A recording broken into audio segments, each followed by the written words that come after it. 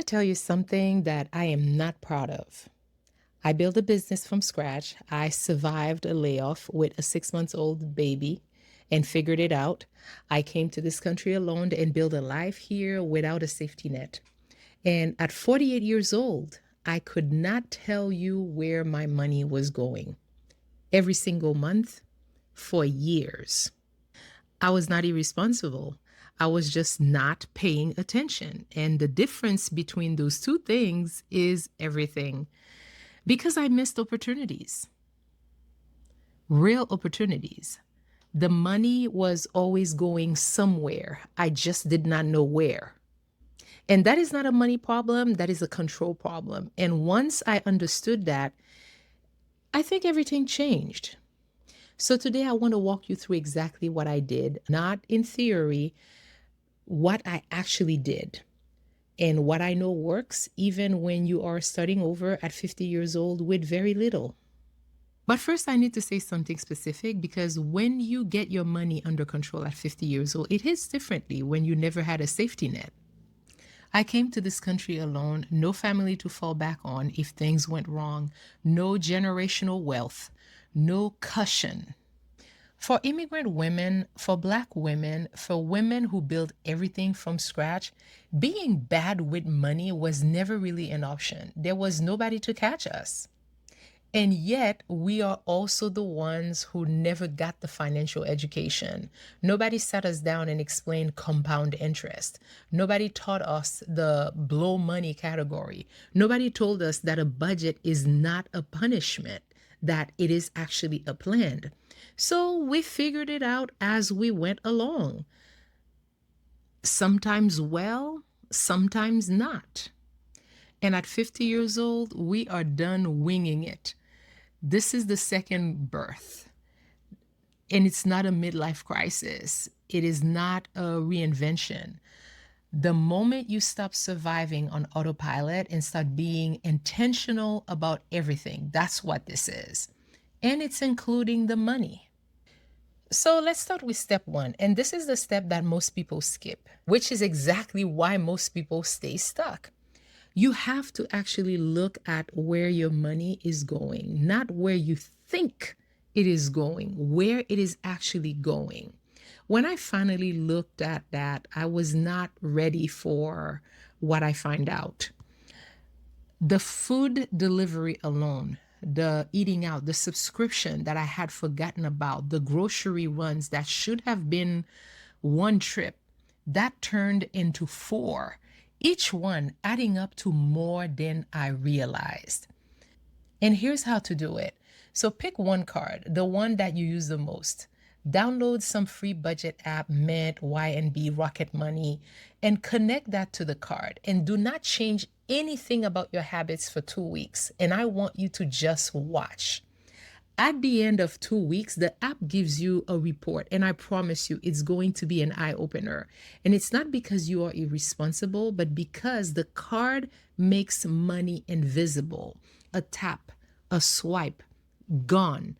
So you never feel the money leaving until you look at your statement or a report. And that report is not your verdict, it is your starting point. And step two, now that you know the truth, you are going to build the plan. And the plan is the B word that people are afraid of, a budget. A budget is not a punishment, a budget is a plan. It is you literally telling your money where to go instead of wondering where it went. And it's simple. You only need 5 categories. That's all. Fixed bills, everything the same every month. Write it down and add it up. And then groceries. Set a weekly number, not a monthly number. Because when I started tracking groceries, I realized that I was stopping at the groceries 3 or 4 times in 1 week. And each trip was adding things that were not even on any list. So the budget did not restrict me. It just made me see what was always happening, what my habit was. And then you have eating out and food delivery. When I saw my DoorDash spending, I almost put the phone down because you are paying 2 to 3 times sometimes what the food costs every single time. So I started cooking more, and that one shift, it freed up more money than almost anything else. Now, here's the category that saves the whole system: blow money. That's my favorite category. I call it blow money because that is exactly what it is. The money that you blow on whatever you want, no guilt, no tracking, no explaining. You planned for it, so you are allowed to spend it without feeling guilty about it. So, this is the category that most budgets leave out. And it is the reason that most budget fail. Because when you never give yourself anything, you eventually take everything. So, blow money is what keeps you honest. And then the other category is savings, which brings me to step four. But first, step three. Step three is old school, but you know what? It works. Whatever category you keep overspending in, use cash for that one. And for me, it's groceries. I could not stop the extra trips to the grocery store. I could not feel the money leaving because I was using a card, even a debit card. So I pulled that cash at the start of the week. And when the cash was gone, it was gone. No overdraft, no surprise charge, no end of the month regret. Because when you pay with a card, you do not feel the money leaving because you keep tapping, it's gone, and your brain does not register. But when you pay with cash, you feel every single dollar, and you watch the stack of money get smaller and smaller. And when it is gone, your body knows it before your brain does. So find your problem category and put it all in cash and watch how quickly your overspending is going to stop. And then step four, and this is the mindset that changed everything for me. I did the math once and I had to sit with it for a while. Because if I had started putting, for instance, $20 a week into a savings account at 30 years old, even a regular savings account, by the time I was 48 years old, I would have had $30,000. Not from being a genius, not from making a lot of money, but from consistency. I did not do it because nobody told me that small mattered. I thought that if I cannot save $1,000 at a time, what's the point? That thinking, it kept me stuck for years. And here's what I know now. When you put money into a high yield savings account, that money earns interest, and the interest earns interest, and that earns more interest. So over time, the money grows without you doing anything extra. And that is compound interest.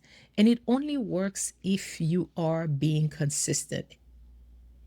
And it also only works if you start. In my 20s and 30s and 40s, I missed opportunities because I was always going, always in motion, never sitting on anything. And when opportunity came, I had nothing to say yes with. So when you are diligent with the little that you have, you are ready when more comes your way because you do not wait until you have more to start. You start with what you have. And please start this week, even if it's $10 a week. All right, now step five is the one that keeps you consistent when the motivation is gone.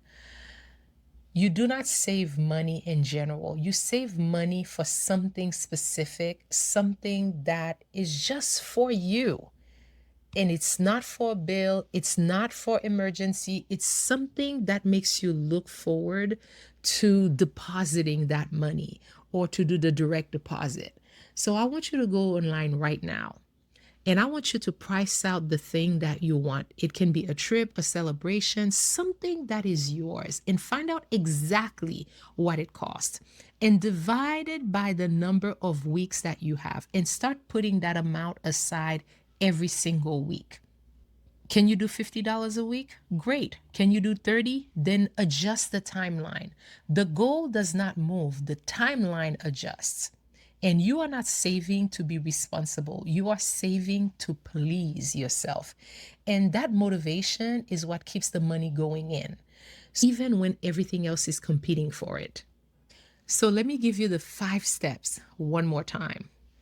Number one, track your spending for 2 weeks and face the truth about your spending. Number two, build a simple 5 category budget: bills, groceries, eating out, blow money, and savings. Number three, pull out cash for your problem category. Number four, and this is the most important, start small and stay consistent. $20 a week, 30, 50, whatever you can, just start.